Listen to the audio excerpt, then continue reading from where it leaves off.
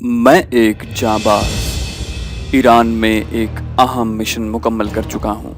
पूरी कहानी सुनने के लिए डिस्क्रिप्शन में मौजूद प्लेलिस्ट के लिंक को क्लिक कीजिए और चैनल को सब्सक्राइब करना मत भूलिए। सब्सक्रिप्शन के बटन को दबाइए और बेल आइकन पर क्लिक कीजिए ताकि आपको हमारी तमाम कहानियाँ बिला ताख़िर मिलती रहें। और इस वीडियो को लाइक और शेयर करने के साथ साथ कमेंट सेक्शन में हमें बताइए कि आपको हमारी वीडियोस कैसी लग रही हैं। तो आइए कहानी की तरफ चलते हैं।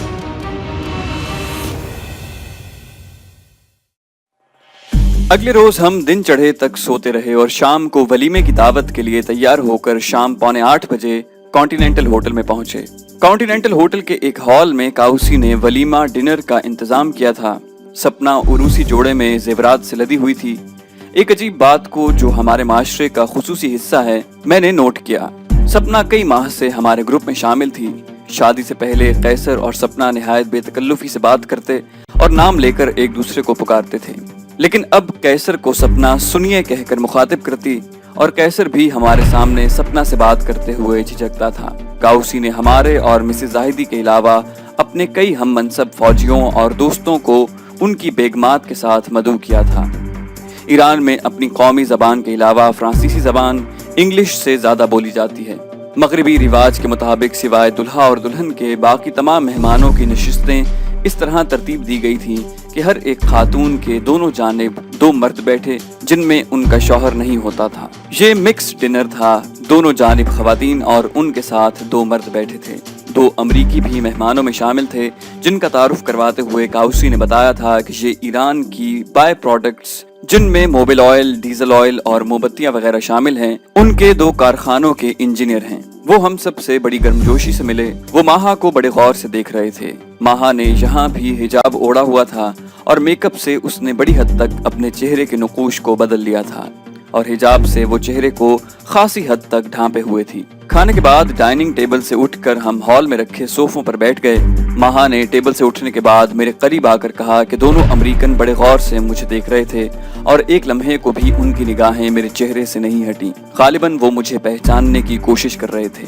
मैंने माहा को तसल्ली दी और कहा कि अब मैं इन अमरीकियों के पास बैठूंगा और उनकी तवज्जो दूसरी तरफ मबजूल करने की कोशिश करूंगा। सोफे पर मैं उन अमरीकियों के साथ ही बैठ गया और उनसे उनके बिजनेस के मुताल्लिक पूछने लगा। मैंने बड़ी जल्दी महसूस कर लिया कि उनमें एक तो खालिस अमरीकी लहजे में बात कर रहा था, लेकिन दूसरे की इंग्लिश से साफ महसूस होता था कि वो मिडल ईस्ट के किसी मुल्क से ताल्लुक रखता है। अमरीकी लहजे में डाल और टे के हुरूफ सही तलफ़्फ़ुज़ के साथ बोले जाते हैं, लेकिन फ्रेंच, ईरानी, सऊदी, मिस्री और मिडल ईस्ट के दूसरे ममालिक में डाल को दाल और टे को ते बोला जाता है। मैंने महसूस किया कि दोनों अमरीकी गुफ्तगू तो मुझसे कर रहे थे, लेकिन उनका ध्यान माहा की तरफ था। आखिर अमरीकी लहजे में बोलने वाले से ज़ब्त न हो सका और उसने मुझसे माहा की तरफ इशारा करते हुए पूछा कि हु इज दैट लेडी। मैंने कहा कि my wife and also my first cousin, we have 3 children. मैंने उनका ध्यान माहा की असलियत जानने की तरफ से हटाने की कोशिश की। उस अमरीकी ने कुछ कहना चाहा, बट दैट लेडी, और मैंने उसकी बात काटते हुए कहा कि listen mister, we don't like to discuss our wives with strangers. मेरे लहजे की करख्तगी को महसूस करते हुए वो अमरीकी खामोश हो गया। जनरल काउसी ने वहीं पर सपना को जेवर का एक सेट तोहफे में दिया और थोड़ी देर बाद मैंने काउसी से इस वलीमा डिनर का शुक्रिया अदा किया और साथियों समेत होटल से बाहर आ गया। अभी हम होटल की पार्किंग की तरफ जा रहे थे कि 2 सिविलियन लिबास में मलबूस ईरानियों ने मुझे रोका और मुझसे ईरान आने की वजह पूछी। मैंने सख्ती से उन्हें कहा कि वो कौन हैं जो मुतारिफ हुए बगैर मुझसे सवाल पूछ रहे हैं। उनमें से एक जो सीनियर दिखाई देता था एक कार्ड निकाल कर मुझे दिखाते हुए कहा कि हम सावक से हैं और हमारे फराइज में ये शामिल है कि हम अजनबी और गैर मुल्कियों से उनकी ईरान आने की वजह पूछें। सावक ईरान की जासूसी एजेंसी थी। मुजम्मिल और इमरान भी मेरे करीब आ गए थे और मैंने उन्हें कहा कि आपको कोई एतराज़ तो ना होगा कि अगर जनरल काउसी को, जिनके हम मेहमान हैं, यहाँ बुला लें ताकि वो आपको हमारी शनाख्त करवा सकें। मुझे सिर्फ एक ही खौफ था कि मैं और मेरे साथी उस होटल में मुसल्ला होकर आए थे और मुझे खदशा था कि अगर बात बढ़ गई और तलाशी की नौबत आई तो हम नाजायज असलहा रखने की कोई वजह बयान न कर सकेंगे। सावक के दोनों एजेंट्स ने एक दूसरे की तरफ देखा गोया कुछ फैसला कर रहे हों। फिर उनके सीनियर ने आहिस्तगी से कहा कि हमको किसी फौजी से ना तो बात करने की जरूरत है और ना ही हमारा उनसे कोई वास्ता है। آپ کے متعلق ہمارے افسر اعلیٰ نے ہمیں حکم دیا ہے کہ آپ سے چند معلومات حاصل کرنے کے لیے وہ آج رات آپ سے ملنا چاہتے ہیں۔ آپ کو ہمارے ساتھ اکیلے چلنا پڑے گا۔ ہم آپ کو گرفتار نہیں کر رہے، اس لیے آپ کے لیے یہ مناسب ہوگا کہ آپ خاموشی سے ہمارے ساتھ چلیں۔ ہمیں یہ بھی معلوم ہے کہ یہاں پر آپ اکیلے نہیں بلکہ آپ کے ساتھی بھی موجود ہیں۔ ہمیں اگر آپ کو گرفتار کرنا ہوتا تو ہم بھی اپنے ہمراہ اپنے بہت سے آدمیوں کو لے کر آتے۔ آپ خامخواہ معمولی سی بات کو پیچیدہ نہ بنائیں، ورنہ ہمیں مجبوراً اپنے آدمیوں کو بلوانا پڑے گا۔ ان کی باتوں سے صاف معلوم ہو رہا تھا کہ وہ مجھے ہر صورت میں اپنے ہمراہ لے کر جائیں گے۔ میں نے صورتحال سے اندازہ لگاتے ہوئے انہیں کہا کہ میں چند منٹ کی مہلت چاہتا ہوں تاکہ اپنے ساتھیوں کو بتا سکوں کہ میں کسی ضروری کام سے جا رہا ہوں، ورنہ وہ میرے اچانک غائب ہونے سے بہت پریشان ہوں گے، کیونکہ ہم یہاں اپنے ایک ساتھی کے دعوت ولیمہ میں آئے ہوئے تھے۔ ساوک کے دونوں کارکنوں نے جو اچھی خاصی انگریزی بول رہے تھے اور انداز گفتگو سے بھی خاصے اہم افسر دکھائی دیتے تھے، مجھے ساتھیوں سے ملنے کے لیے 5 منٹ کی مہلت دی۔ میں مزمل اور عمران کی طرف گیا جو مجھے 2 اجنبیوں سے بات کرتا دیکھ کر مجھ سے قدرے فاصلے پر رک گئے تھے۔ میں نے انہیں بتایا کہ ساوک کے 2 ایجنٹ مجھے اپنے ساتھ لے جانے پر مصر ہیں، لہٰذا وہ خاموشی سے گھر چلے جائیں اور جنرل کاؤسی سے مسلسل رابطے میں رہیں اور اپنا تمام اسلحہ سوٹ کیسوں میں رکھ کر مسز زاہدی کے حوالے کر دیں۔ یہ کہتے ہوئے میں پہلے عمران سے بغل گیر ہوا اور پھر مزمل سے گلے ملتے ہوئے میں نے اپنا پسٹل اس کی جیب میں ڈال دیا۔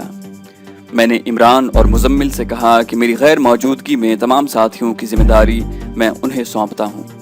قیصر کو بھی وہ میرے متعلق نہایت مختصر الفاظ میں بتائیں، اور اگر میں کسی وجہ سے بھی 3 روز تک واپس نہ آ سکا تو وہ سب ساتھیوں کے ساتھ کراچی جا کر میٹروپول ہوٹل میں ٹھہریں، اور اگر وہاں بھی 1 ہفتے تک نہ پہنچ سکا تو میری طرف سے مشن کا خاتمہ سمجھ کر اپنے اپنے گھروں کو لوٹ جائیں۔ عمران اور مزمل کو ہدایات دے کر میں ان ایجنٹوں کے پاس آیا اور انہیں کہا کہ میں چلنے کو تیار ہوں۔ دونوں ایجنٹ میری دونوں جانب چلتے ہوئے بجائے ہوٹل کی پارکنگ کے مین روڈ پر آ گئے، جہاں ایک طرف ایک بڑی سیاہ شیشوں والی سیاہ رنگ کی گاڑی کھڑی تھی۔ شوفر نے پچھلا دروازہ کھولا اور مجھے اندر بیٹھنے کا اشارہ کیا۔ گاڑی پر نمبر پلیٹ کی جگہ مخصوص نشان کی پلیٹ لگی ہوئی تھی۔ دونوں ایجنٹ میرے دونوں طرف بیٹھ گئے۔ اگلی اور پچھلی سیٹوں کے درمیان بھی ایک سیاہ شیشہ لگا ہوا تھا، یعنی پچھلی سیٹ پر بیٹھے ہوئے مجھے باہر کی تیز روشنیوں کے بہت ہی مدھم سے نشان دکھائی دے رہے تھے، اور آگے سے بھی کچھ دکھائی نہ دیتا تھا۔ ہمارے بیٹھنے کے ساتھ ہی ڈرائیور نے تیزی سے گاڑی آگے بڑھائی اور تقریباً 45 منٹ کی ڈرائیونگ اور کئی جانب مڑنے اور گھومنے کے بعد ایک جگہ گاڑی روک دی۔ گاڑی سے باہر نکلنے سے پہلے ایک ایجنٹ نے مجھ سے پوچھا کہ کیا آپ کے پاس کوئی ہتھیار ہے؟ میں نے کہا کہ میں ولیمے کی دعوت میں شرکت کے لیے آیا تھا، میں کسی سے لڑنے بھڑنے نہیں، اور پھر ہم غیر ملکیوں کو ایران میں ہتھیار لانے کی کیا ضرورت ہے؟ اگر آپ کو میری بات کا یقین نہیں تو میری تلاشی لے لیں۔ میرے اس جواب پر دونوں ایجنٹ خاموش ہو گئے۔ ہم گاڑی سے باہر نکلے تو مدھم نیلی روشنیوں میں جو باغ میں چل رہی تھیں، میں نے دیکھا کہ اونچی 4 دیواری میں گھری ہوئی ایک بڑی کوٹھی ہے۔ ایجنٹ میرے ساتھ کوٹھی میں بنے ایک کمرے میں داخل ہوا۔ وہاں 3 افراد بیٹھے ہوئے تھے جو ان ایجنٹوں کو دیکھتے کے ساتھ ہی کھڑے ہو گئے اور ایڑیاں بجا کر انہیں سیلوٹ کیا۔ ایک ایجنٹ نے سر ہلایا اور پہلے سے وہاں موجود ایک آدمی اندرونی دروازے سے اندر چلا گیا۔ ہم وہیں پڑی کرسیوں پر بیٹھ گئے۔ ان سب کے چہرے اتنے سپاٹ تھے کہ ان سے کسی بات کا اندازہ نہیں لگایا جا سکتا تھا۔ مجھے اس واقعے سے خاصی گھبراہٹ ہو رہی تھی۔ میں نے سگریٹ نکال کر سلگایا اور لمبے لمبے کش لیے تاکہ خود کو نارمل کر سکوں۔ بھارت میں ڈی ایم آئی کی قید اور تشدد کے واقعات ایک ایک کر کے میری آنکھوں کے سامنے سے گزر گئے، اور ذہن میں خیال آیا کہ اب نامعلوم مجھے کن صعوبتوں سے گزرنا پڑے گا۔ یہ لوگ نہ جانے میرا کیا حشر کریں۔ میں نے اب تک جتنے دشمنوں کو ٹھکانے لگایا تھا، اس کے بعد میں نے خود کو ہر قسم کی صورتحال کا مقابلہ کرنے کے لیے ذہنی طور پر خود کو تیار کر رکھا تھا۔ ہر مشن پر جاتے وقت کم از کم میں یہی سوچ کر جاتا تھا کہ یہ میرا آخری مشن بھی ہو سکتا ہے، اور جس طرح میں دشمنوں پر بے دریغ فائر کرتا تھا، اسی طرح کسی کی گولی کا میں بھی شکار ہو سکتا تھا۔ انہی سوچوں میں میرا سگریٹ ختم ہو گیا، لیکن طلب ختم نہ ہوئی۔ اسی سگریٹ سے میں دوسرا سگریٹ جلانے ہی لگا تھا کہ اندر گیا شخص واپس آیا اور ایجنٹوں کی طرف دیکھ کر سر ہلایا۔ سینئر ایجنٹ نے مجھے کہا کہ افسر اعلیٰ کے پاس جانا ہے۔ मैंने सिगरेट एस्ट्रे में रखा और हम अंदरूनी दरवाजे से गुजरकर कोठी के अंदर बनी गैलरी तय करके दूसरी जानिब की गुलाम गर्दिश में पहुंचे। वहां पहुंचकर मुझे एहसास हुआ कि हम पिछली जानिब से इस वसी कोठी के अंदर दाखिल हुए थे, क्योंकि उस तरफ के बाग में तेज रोशनियां जल रही थीं और कई गाड़ियां भी खड़ी थीं। गुलाम गर्दिश में एक कमरे में, जो गालिबन लाइब्रेरी के तौर पर इस्तेमाल होता था, एजेंट मुझे साथ लिए दाखिल हुआ। एक मेज की दूसरी जानिब एक 50 साल के लगभग उम्र का सफेद बालों और क्लीन शेव वाला आदमी एक आरामदेह कुर्सी पर बैठा, मुंह में पाइप लिए किसी किताब की वर्क गर्दानी कर रहा था। एजेंट ने एड़ियां बजाकर उसे सैल्यूट किया। उस शख्स ने पढ़ने की ऐनक लगाई हुई थी। सर उठाकर मुझे और एजेंट को देखा और सर हिलाया। एजेंट फौरन ही वापस चला गया। उस शख्स ने किताब मेज पर रखी और ऐनक उतारते हुए बोला कि मैं तुम्हारे सिर्फ एक नाम से ही नहीं बल्कि कई नामों से वाकिफ हूँ और अपना नाम और ओहदा बताना नहीं चाहता, इसलिए इन रस्मी तकल्लुफात की बजाय हम सीधे मतलब की बात करते हैं। तुम सामने वाली कुर्सी पर बैठ जाओ और सिगरेट भी पी सकते हो। यकीन जानिए कि मैं जिंदगी में पहली बार किसी शख्स के रवैये और गुफ्तगू से मुतासिर हुआ या घबराया था। मैं कुर्सी पर बैठ गया और खामोशी से उसके चेहरे को देखने लगा। उसकी निगाहें भी मुझ पर जमी हुई थी। शायद हम दोनों एक दूसरे को निगाहों से तोलने की कोशिश कर रहे थे। कुछ देर तो एक दूसरे को तकते रहने के बाद उसने सुकूत तोड़ा और कहा कि मैं फजूल और लंबी बातें नहीं करता और मुझे उम्मीद है कि तुम भी मुझसे टू द पॉइंट बात करोगे। वो बड़ी साफ सुथरी अंग्रेजी में बात कर रहा था। मैंने भी मुख्तसर सा जवाब दिया कि मैं आपको मायूस नहीं करूंगा। उसने मेरी बात सुनकर मेज पर पड़ा हुआ हवाना के आला सिगारों का डब्बा खोला और मुझे एक सिगार पेश किया। मैंने सिगार सुलगाया तो उसने बड़े धीमे लहजे में मुझे मुखातिब करते हुए कहा कि भारत की वजारत खारजा ने अपनी इंटेलिजेंस एजेंसियों की रिपोर्ट्स पर मबनी एक बड़ी फाइल हमें भेजी है। तुमने और तुम्हारे साथियों ने भारतीय एजेंटों और पाकिस्तान के दुश्मन भारतीयों के खिलाफ जो कुछ भारत, बांग्लादेश, थाईलैंड और सऊदी अरब में किया है, वो सब कुछ इस फाइल में मौजूद है। यहाँ तक कि उन्होंने हमें ये भी बताया कि तुम अब ईरान में हो और अपने साथियों के साथ ईरान में तशद्दुद भरी कार्रवाइयाँ करोगे। यहाँ पर भारतीय सिफारत खाने ने हमसे उनके सिफारती अमले और सिफारत खाने की हिफाजत के लिए खुसूसी तौर पर हिफाजती गार्ड मुहैया करने की दरखास्त की है। तुम अपने चंद साथियों के हमराह रामसर गए थे और वहाँ तुम्हारे 2 रोज क़याम के दौरान ही अमरीकन अड्डे को माँ उसके काम करने वाले बेशतर अमरीकियों के ख़त्म कर दिया गया। बादियुन नज़र में ये तुम्हारी टीम का काम दिखाई देता है, हालांकि तुम्हें इस वाक़े में मुलव्विस करने का हमारे पास कोई सबूत नहीं। जैसे तुम्हारे मुल्क में ISI हुकूमत की वफादार होने की बजाय मुमलिकत की वफादार है और उसे इस बात से कोई गरज नहीं कि कौन सी पार्टी या शख्स हुक्मरान है, बिल्कुल वैसे ही सावक भी मुमलिकत ईरान की वफादार है। शहनशाह की नज़रों में अपना मकाम बनाए रखने के लिए हम कभी कभार शाह के मुखालिफिन को पकड़ लेते हैं और शाह और उसके हवारियों को ये कहकर कि हमने उन मुखालिफिन को हलाक कर दिया है, ईरान से बाहर भिजवा देते हैं। इतनी अहम और इंतहाई राज की बातें मैं तुम्हें महज इसलिए बता रहा हूँ कि भारत की हमें भेजी हुई फाइल को उनके नुक्ता नज़र से पढ़ने के बाद जब मैंने इस फाइल को दोबारा अपने नुक्ता नज़र से पढ़ा तो मुझे साफ दिखाई दिया कि तुम्हारी और तुम्हारे साथियों की हर कार्रवाई के पीछे सिर्फ अपने वतन और मुमलिकत से मोहब्बत छुपी हुई है। खुफिया एजेंसियां और फौज भी मुमलिकत के तहफ़्फ़ुज़ के लिए होती हैं, हुक्मरानों के तहफ़्फ़ुज़ के लिए नहीं। बदकिस्मती से हमारे यहाँ बादशाहत है और मेरी एजेंसी के बेशतर कारकुन अपनी वफादारियाँ शाह को बेच चुके हैं। एक मर्द मोमिन इमाम खुमैनी, जिसे अरसा दराज से जिलावतन कर दिया गया है, फ्रांस से ईरानी अवाम को बेदार करने के लिए अपनी तकारीर की कैसेटें भिजवा रहा है। उसकी तकारीर ने ईरानी अवाम में एक नई रूह फूंकती है और शहनशाहियत के खिलाफ उबलता हुआ लावा किसी वक्त भी फट सकता है। मैं ऐसे नाजुक हालात में मुमलिकत ईरान के दुश्मनों के खिलाफ कोई कार्रवाई महज इसलिए नहीं कर सकता कि फौज के जनरल और दूसरी सरकारी एजेंसियों के लोग शाह के नमकखार और हामी हैं। वो आदमी जो तुम्हें यहाँ लाए हैं वो मेरे और मुमलिकत के इंतहाई वफादार और काबिल एतमाद हैं। मुझे तेहरान में यहूदियों की एक बहुत बड़ी साजिश का पता चला है। मैं उसके कतई सबूत हासिल करने की कोशिश कर रहा हूँ और उसके लिए मुझे काबिल एतमाद ऐसे लोग नहीं मिल रहे जो इस साजिश को कामयाब होने से पहले ही रोक सकें। मेरी इत्तलात के मुताबिक अगर ये साजिश कामयाब हो गई तो ईरान की 3/4 आबादी का इससे हलाक होने का खदशा है। अगर तुम लोग इस साजिश को नाकाम बनाने में हमारे साथ ताउन करो तो मुझे यकीन है कि ईरान एक बहुत बड़ी तबाही से बच जाएगा। वो शख्स खामोश हुआ तो मेरी तरफ जवाब तलब निगाहों से देखने लगा। चंद लम्हे तो मैं इस काबिल ही न था कि कुछ बोल सकूं। आखिर अपने हवास को मुजतमा करते हुए मैंने उससे कहा कि भारत और इसराइल सिर्फ पाकिस्तान के ही नहीं बल्कि सारी दुनियाए इस्लाम के दुश्मन हैं। हम अपनी जानें हथेलियों पर लिए उनसे नबर्द आज़मा हैं। मैं आपको यकीन दिलाता हूँ कि मुमलिकत ईरान के दुश्मनों को हम अपना दुश्मन समझते हैं और उनकी साजिशों को नाकाम बनाने में हम अपना भरपूर किरदार अदा करने को तैयार हैं। मैंने सावक के सरबराह को अपने ताउन की जो यकीन दहानी करवाई थी और उसके बारे में जो अल्फाज कहे थे वो दिल की गहराइयों से निकले थे। सावक का सरबराह कोई बच्चा या ना तजर्बेकार न था कि वो सच और झूठ में तमीज न कर सकता।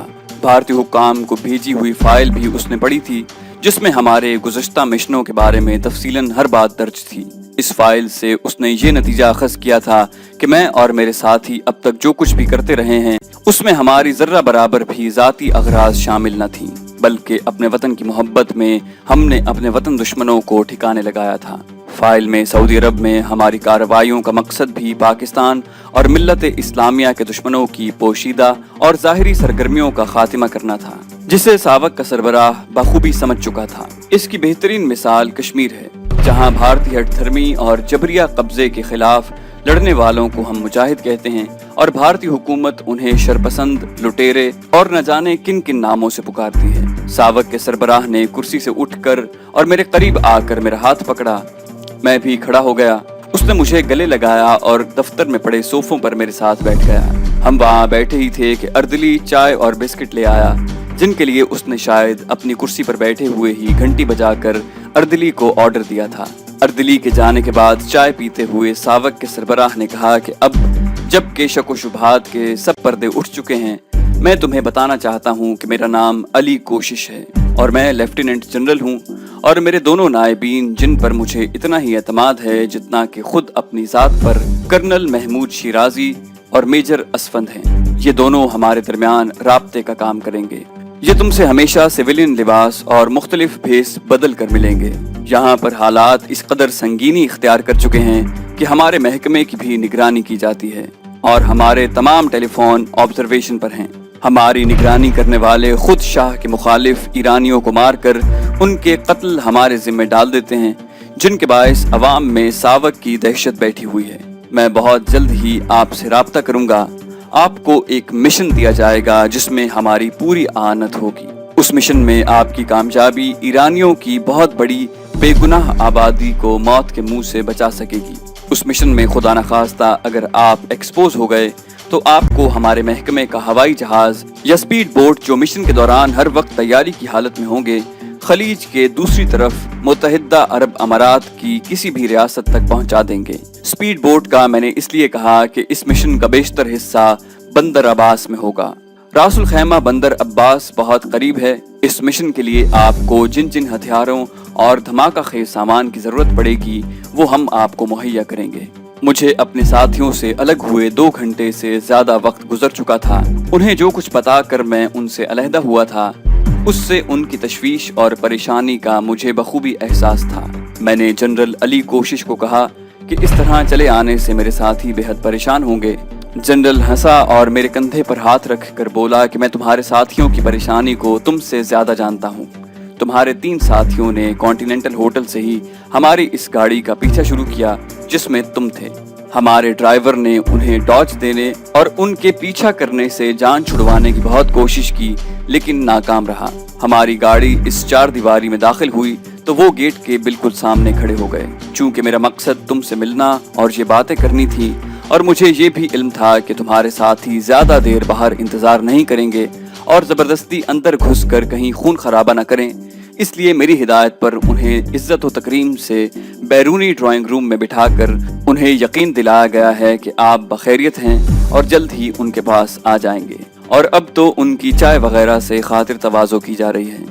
यकीन जानिए कि ये बात सुनकर फख्र और खुशी से मेरा सीना फूल गया। जनरल अली कोशिश ने मेजर असफंद को बुलवाया और मुझे रुखसत करते हुए बोला कि आपका जो असल मिशन है और जितने वफादार आपके साथी हैं, मुझे यकीन है कि कामयाबियां हमेशा आपके कदम चूमेंगी।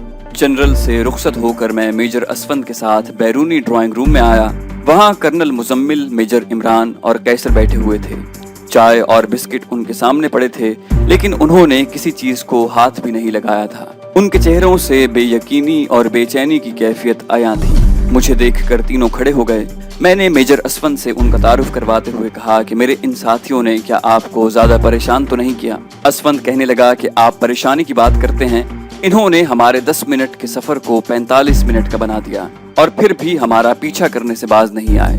हमने कई छोटी सड़कों पर यकदम गाड़ी घुमाई, कई बार हमने गाड़ी की रफ्तार 200 किलोमीटर तक बढ़ा दी, लेकिन ये हमारे पीछे चिपके ही रहे। यहाँ पहुंचकर अगर हम इन्हें अंदर बुलाने में 5 मिनट की भी देर करते तो ये दीवारें फलांग कर अंदर आ जाते। मैंने मुजम्मिल से पूछा कि टैक्सी ड्राइवर ने क्या मखसूस निशान की गाड़ी का पीछा करने में हीलो हुज्जत तो नहीं की? तो उसने कहा कि ड्राइवर को तो हमने होटल की पार्किंग में ही जबरदस्ती पीछे बिठा दिया था। सारा वक्त कैसर ने ही गाड़ी चलाई। मैं साथियों को लिए हुए सड़क पर आया तो टैक्सी ड्राइवर की खौफ और सरासीमगी से जो हालत हो चुकी थी उसे देखकर मुझे हंसी आ गई। गाड़ी की चाबी कैसर अपने साथ अंदर ले गया था, वरना टैक्सी ड्राइवर कभी का रफू चक्कर हो गया होता। मुझे देखकर वो कहने लगा कि आका, मुझे गाड़ी की इतनी ज्यादा फिक्र नहीं थी जितनी अपनी जिंदगी की थी। इन्होंने गाड़ी इतनी तेज चलाई और ऐसे खतरनाक मोड़ काटे कि हर बार मुझे यही महसूस होता था कि अब गाड़ी उल्टी और हम सब जान से गए। ईरानी ड्राइवर ने अपनी टूटी फूटी अंग्रेजी में बहुत कुछ कहना चाहा, लेकिन मैंने उसे कहा कि अब हमें घर ले चले। मैंने रास्ते में साथियों से कोई बात नहीं की, सिर्फ ये कहा कि उस कोठी के रास्ते को जहन में रखें। घर पहुंचकर मैंने टैक्सी ड्राइवर को उसकी तवक्को से ज्यादा किराया और इनाम दिया। मिसेस जाहिदी समेत मेरे सारे साथी ड्राइंग रूम में बैठे हमारी राह देख रहे थे। मैंने उन्हें हंसते हुए कहा कि एक पुराना वाकिफकार मिल गया था जिसने जबरदस्ती अपने घर ले जाने के लिए मुझे अगवा करने का ड्रामा खेलना चाहा, लेकिन मुजम्मिल, कैसर और इमरान ने उसके ड्रामे को अधूरा ही रहने दिया और पीछा करते हुए उसके घर पहुंच गए और मैं कुछ देर उस देरीना दोस्त के घर रहकर उनके हमराह वापस आ गया। सब समझ रहे थे कि मैं मसलहतन झूठ बोल रहा हूँ, लेकिन किसी ने कुरेदने की कोशिश नहीं की। मैंने साथियों को कहा कि सुबह नाश्ते के बाद 10 बजे हमारी ड्राइंग रूम में मीटिंग होगी, अब सब जाकर आराम करें। मिसेस जाहिदी कहने लगी कि जनरल काउसी आपके लिए बहुत फिक्रमंद थे। जब मैंने उसे बताया कि एक मखसूस निशान वाली बगैर नंबर प्लेट की गाड़ी आपको ले गई है तो वो सर पीट कर रह गया और कहने लगा कि वो इस बारे में सिवाय इत्तलात हासिल करने के कुछ नहीं कर सकता। हमारे यहाँ पहुँचने के हर 15 मिनट बाद उसका फोन आ रहा है। वो कुछ बताता तो नहीं, सिर्फ ये कहता है कि अगर आप लौट आएं तो मैं उसे फौरी तौर पर फोन करूं। अभी मिसेस जाहिदी की बात पूरी नहीं हुई थी कि काउसी का फोन आया। मिसेस जाहिदी ने उसे बताया कि मैं बखैरियत अपने तीनों साथियों के साथ लौट आया हूँ। काउसी ने मुझसे बात करना चाही तो मैंने उसे कहा कि मैं बखैरियत हूँ, कोई खास बात नहीं। बहरहाल अगर वो कल दिन को मुझसे मिले तो बेहतर रहेगा। ये बात करके मैं अपने कमरे में चला आया। रास्ते में माहा ने मुझसे पूछा कि क्या मेरे मुताल्लिक कोई बात थी। मैंने कहा कि नहीं, तुम्हारे मुताल्लिक नहीं बल्कि हम सब के मुताल्लिक थी और अब हम पहले से ज्यादा महफूज हैं। बाकी बात सुबह बताऊंगा। अगले रोज नाश्ते के बाद मैं साथियों के हमराह अपने ड्राइंग रूम में आ गया और उन्हें गुज़श्ता रात का वाकया और सावक के सरबराह से होने वाली गुफ्तगू का बताया। कैसर ने मेरे नंबर 2 की हैसियत से मेरी तमाम रुएदात सुनने के बाद कहा कि भाईजान, सावक वाले जिस अंदाज से आपको अपने हमराह ले गए वो बहुत ही नामुनासिब और गलत तरीका था। अगर सरबराह को आपसे मिलना और आपका ताउन दरकार था तो बेहतर और मुहज़्ज़ब तरीके से भी आपको बुलाया जा सकता था। आपने उनके साथ जाने से पहले जो हिदायत मुजम्मिल भाई और इमरान भाई को दी थी और जिस तरह वो आपको अपने हमराह ले गए, उससे हम सब की तो जान ही निकल गई। इमरान भाई ने मुझे आपके मुताल्लिक जल्दी में बताया और मैंने माहा को कहा कि आप घर जाकर फौरी तौर पर अपना असलहा तैयार रखें। हम भाईजान के पीछे जाते हैं। अगर कोई ऐसी वैसी बात हुई तो हम भाईजान का ठिकाना देखकर फौरी वापस आ जाएंगे और फिर सब मिलकर उस जगह जाकर हमला करेंगे। और भाईजान को छुड़वाने के लिए अगर हम सब की जानें भी गईं तो आखिरी सांस और आखिरी गोली तक हम उनसे मुकाबला करेंगे। ये तो अच्छा हुआ कि उस कोठी के अंदर से आपको साथ लाने वाले जल्द ही बाहर आ गए, वरना मुजम्मिल भाई को घर से सबको लाने के लिए भेजकर मैंने और इमरान भाई ने दीवार फलांग कर अंदर चले जाना था। फिर जो होता सो होता। मैंने कैसर को तसल्ली देते हुए कहा कि ये वाकई उनकी गलती थी कि मुझे इस तरह होटल के बाहर से ले जाया गया, लेकिन उन दोनों को भी मुझे बुलाने की हकीकत का इल्म नहीं था। पाकिस्तान और भारत में भी अगर खुफिया एजेंसी का सरबराह किसी शख्स को बुलाने के लिए अपने जूनियर्स को कहे तो वो तो इससे भी बुरा सलूक करके उसे साथ ले जाते हैं, चाहे सरबराह का मकसद उस शख्स से जो उसका दोस्त भी हो महज मिलना ही हो। बहरहाल जो कुछ हुआ उससे सावक के सरबराह को मेरे सामने ये तस्लीम करना पड़ा कि मेरे साथी एक दूसरे पर जान निछावर करने से हरगिज दरेग नहीं करते। अभी जनरल काउसी भी आने वाला है, उसे भी ये इल्म हो चुका है कि सावक वाले मुझे ले गए थे। जनरल काउसी बेशक हमारा हमदर्द है लेकिन शाह का वफादार है, जबकि सावक वाले सिर्फ मुमलिकत की बेहतरी और भलाई का सोचते हैं। इसलिए मैंने फैसला किया है कि मैं पहले जनरल काउसी से ये मालूम करने की कोशिश करूंगा कि वो मेरे होटल से जाने के बाद के वाक़यात के मुताल्लिक किस हद तक जानता है। मुझे यकीन है कि असल वजह उसे भी मालूम नहीं होगी, हम भी उसे कुछ नहीं बताएंगे। मैं यही कहूँगा कि वो किसी दूसरे गैर मुल्की के मामले में मुझे ले गए थे, जिसकी शक्ल सूरत और कद काठ मुझसे मिलता था। रास्ते में जब उन्हें हकीकत मालूम हुई तो बहुत माजरत करते हुए उन्होंने मुझे एक टैक्सी स्टैंड के करीब उतारा और चले गए। मैं तो काउसी को ये भी बताना नहीं चाहता कि मुझे या आप सबको ये मालूम है कि मुझे सावक वालों ने उठाया है। अभी हम यही बातें कर रहे थे कि मिसेस जाहिदी ने आकर बताया कि जनरल काउसी ड्राइंग रूम में मेरा इंतजार कर रहा है। मेरे साथियों ने यक ज़बान होकर मुझे यकीन दिलाया कि मैंने सावक के सरबराह से अपने ताउन का जो वादा किया है उसमें उनका भरपूर ताउन शामिल होगा और वो मेरे कंधे से कंधा मिलाकर मेरे हर मिशन को पाया तकमील तक पहुंचाएंगे। मैंने अपने साथियों को कहा कि मैं जनरल काउसी से मिलने मिसेस जाहिदी के ड्राइंग रूम में जा रहा हूं। आप में से जो भी चाहें हमारी गुफ्तगू में शरीक हो सकते हैं। कैसर, इमरान, मुजम्मिल और माहा मेरे साथ ही उठ खड़े हुए और बाकी साथी अपने अपने कमरों में चले गए। जनरल काउसी ने मुझे देखा तो मुझसे यूं लिपट लिपट कर मिला जैसे बरसों से बिछड़े दोस्त मिलते हैं। उसने कहा कि अल्लाह का शुक्र है कि तुम बखैरियत वापस आ गए, वरना सावक वाले जिसको एक बार उठा लें फिर उसका कभी पता नहीं चलता। तुम्हें इतनी जल्दी उनसे रिहाई कैसे मिल गई? मैंने कहा कि इसलिए जनरल काउसी के मुझे हिरासत में लिया नहीं गया था, मेरे किसी हमशक्ल के शुबे में वो मुझे अपनी गाड़ी में थोड़ी दूर ले गए थे। मैंने जब उन्हें अपना पासपोर्ट दिखाया तो उन्होंने माफी मांगते हुए कहा कि वो मुझे किसी और के मुगालते में साथ ले जा रहे थे।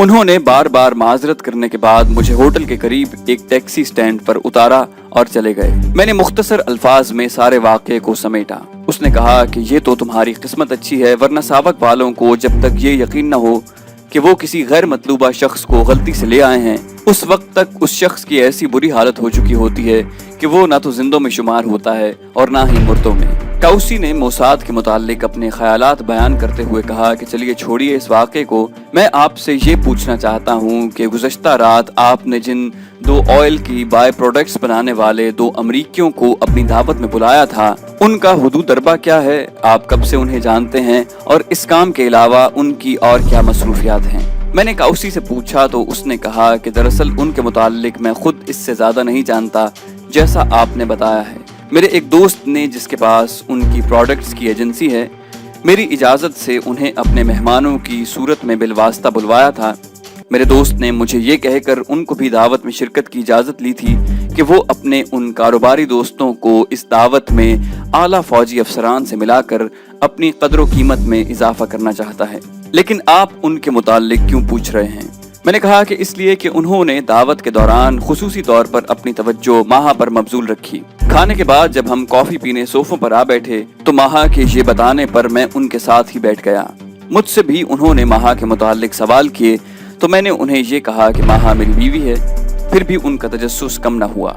मैंने एक बात और नोट की कि उनमें से एक तो अमरीकी लबो लहजे में इंग्लिश बोल रहा था, लेकिन दूसरा जो माहा की तरफ ज्यादा मुतवज्जे था उसकी अंग्रेजी का तलफ़ुज़ बिल्कुल मिडल ईस्ट और फ्रांसीसियों की तरह था। मैं ये चाहूँगा कि आप अपने दोस्तों के जरिए इन दोनों अमरीकियों के मुकम्मल कवायफ और तेहरान में रिहायशी एड्रेस कल शाम तक मुझे दें।